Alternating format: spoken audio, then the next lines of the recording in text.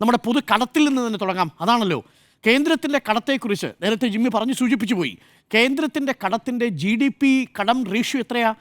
ഇപ്പോൾ ഏറ്റവും ഒടുവിലുള്ള കണക്കനുസരിച്ച് ഇന്നത്തെ ബജറ്റിൽ അത് 55.6%. 55.6%. കേരളത്തിൻ്റെത് എത്രയാണ്? 38.87%. 34.87% കുറഞ്ഞു. കേന്ദ്രത്തിൻ്റെ കടം 55.6% നിൽക്കുകയും കേരളത്തിൻ്റെ പൊതുകടം 34.87%. അതായത് കടം GSDP റേഷ്യോ ആയി നിൽക്കുകയും ചെയ്തു. അപ്പോൾ കേരളമാണോ കേന്ദ്രമാണോ കടത്തിൻ്റെ കാര്യത്തിൽ മുൻപിൽ നിൽക്കുന്നത്? ഇനി അത് ആക്ച്വൽ ടൈംസിൽ പറയുമ്പോഴത് മനസ്സിലാവും. ഈ ശതമാനം പറഞ്ഞാൽ മനസ്സിലാവില്ല. കേന്ദ്രത്തിൻ്റെ കണക്ക് 200 ലക്ഷം കോടി രൂപ കടന്നു. കേന്ദ്രത്തിൻ്റെ പൊതുകടം 200 ലക്ഷം കോടി കടന്നു. കേരളത്തിൻ്റെ പൊതുകടമോ കേരളം കടക്കണിയിൽപ്പെട്ടിരിക്കുന്നുവെന്ന് കള്ളം പറയുന്നവരോടാണ്.